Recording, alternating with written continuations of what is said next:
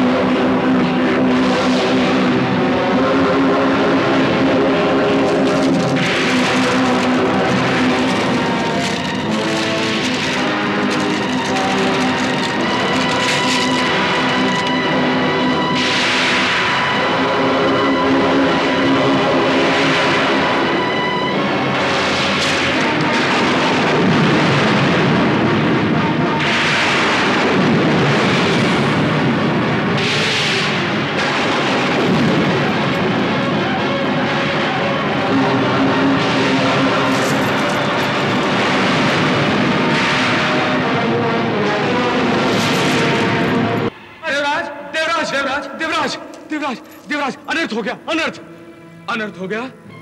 पर हुआ क्या? देवराज, असुरों ने घात लगाकर गंगा मैया पर आक्रमण कर दिया। गंगा मैया पर आक्रमण? हे परमेश्वर!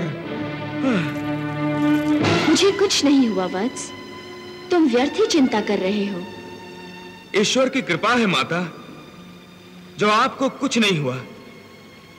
यदि हमारे होते हुए आप पर आज भी आती तो हम अपने आप को कभी क्षमा नहीं कर पाते कि अपने माता की रक्षा हम नहीं कर सके।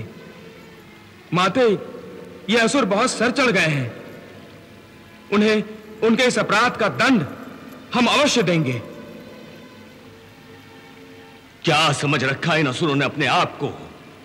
उनका इतना दुस्साहस कि स्वर्ग लोक पर चोरी छुपे आक्रमण करके हमारी माता को छीन लेने का प्रयास कर रहे हैं।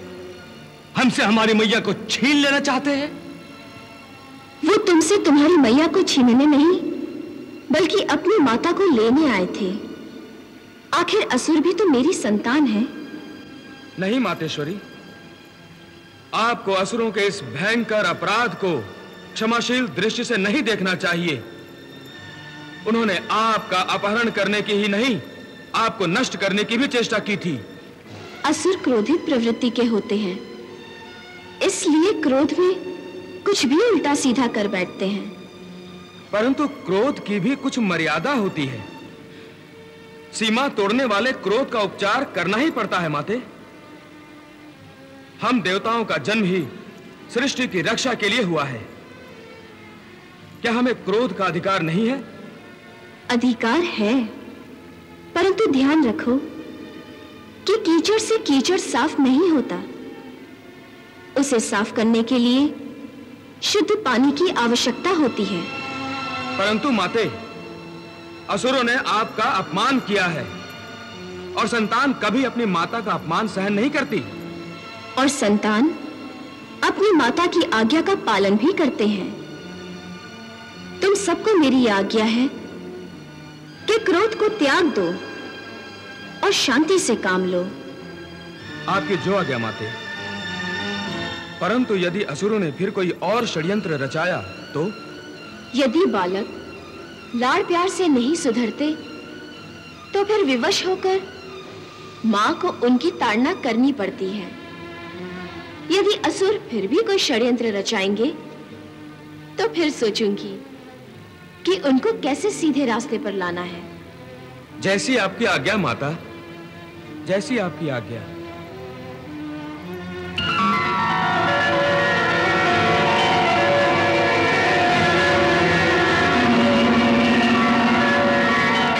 जाओ, दूर हो जाओ मेरी नजरों के सामने से।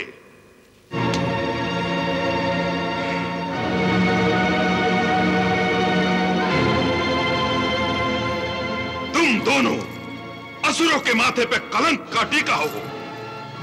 तुमसे तो अच्छा वो ज्वालासुर था जिसने गंगा में डूबकर अपने प्राण त्याग दिए। जाओ, निकल जाओ यहां से।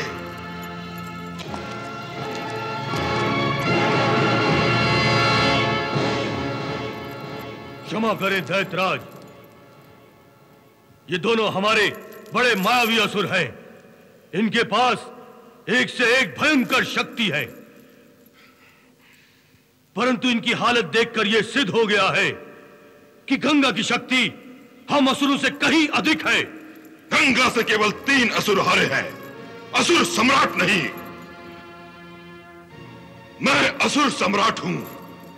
गंगा को पाने के लिए मैं असुरों की सारी शक्ति लगा दूंगा।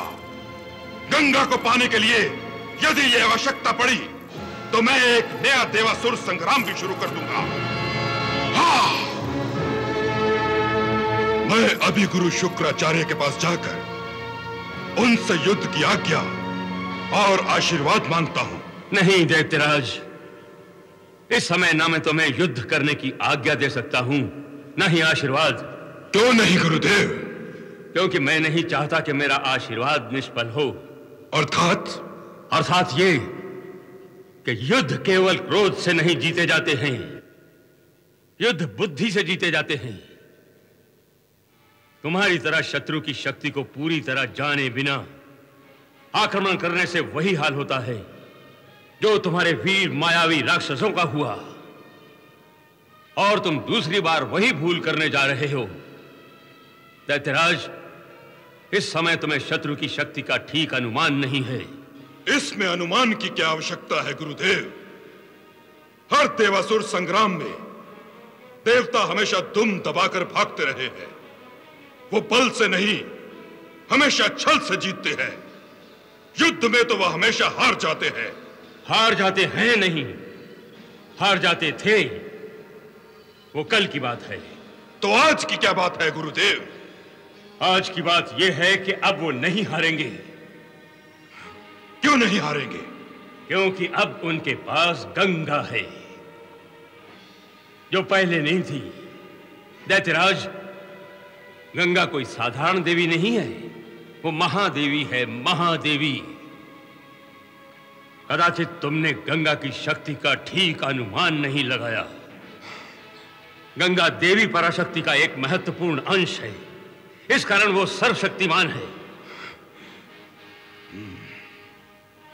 गंगा को स्वर्गलोक से असुरलोक में लाना उतना सरल नहीं है जितना तुम समझ रहे हो। तो मैं क्या करूं गुरुदेव? एक स्त्री से हार मान लूं? गंगा के चरणों में अपना शीश झुकाकर समस्त दैत्य जाति के लिए कलंक बन जाऊं? कलंक अवश्य लगेगा। तुम्हारी हार से कलंक तो अवश्य लगेगा। न केवल असुर जाति को, वरन असुर जाति के गुरु शुक्राचार्य के मस्तक पर भी कलंक लगेगा।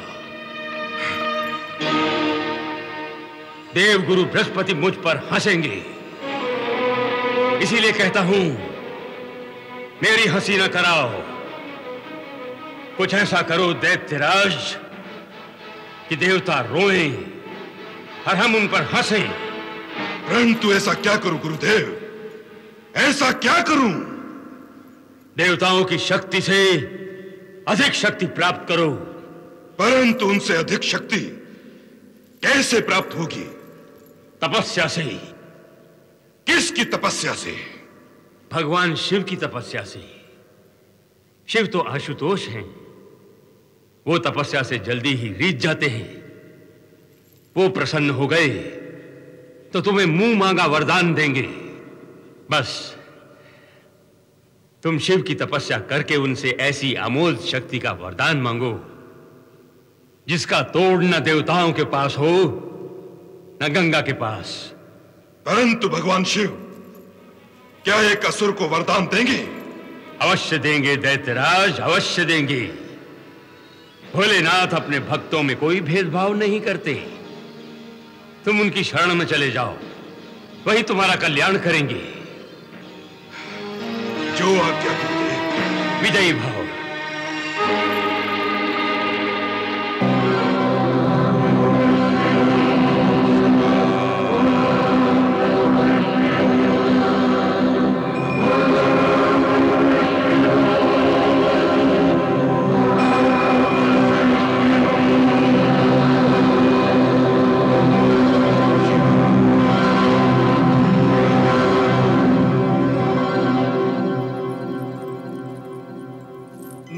नारायण नारायण नारायण नारायण।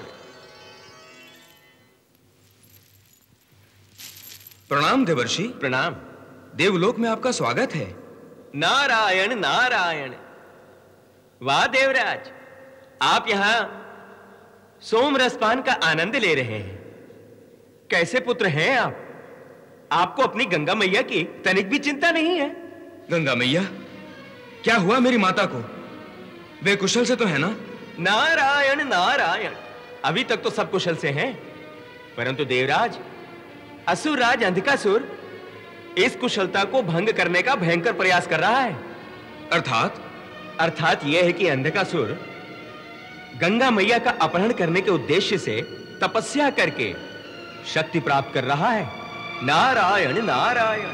परंतु मैं अंधकासुर की इस अपवित्र इच्छा को पूरा नहीं होने दूंगा। मैं उसकी तपस्या को भंग कर दूंगा मुनिवर, मैं उसकी तपस्या को भंग कर दूंगा। नारायण नारायण नारायण नारायण।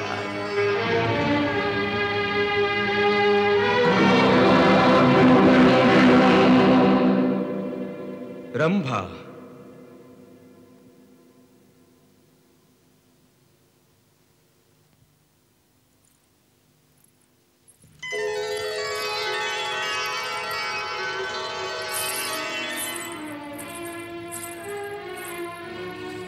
प्रणाम देवेंद्र।